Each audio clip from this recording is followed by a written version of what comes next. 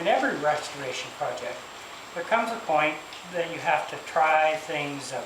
Things need to be tested, they've got to work properly, and the plan is, as soon as we put it through its paces, the sled can be taken apart again and painted. And this is what today's video is all about. Here we are, the moment of truth. A lot of work has gone into this project to get to this point. I don't know how we're going to do today, but we're going to give it a try and see if it will move under its own power. Little cord here, see if we can get her started.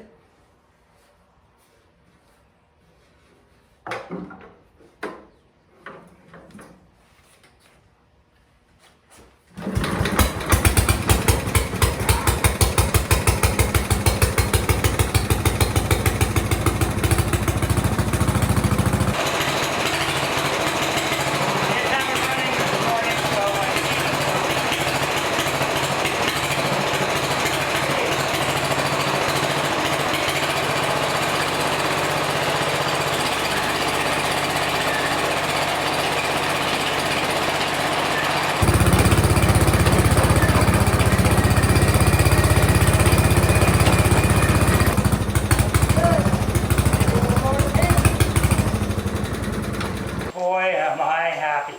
What a great day this was.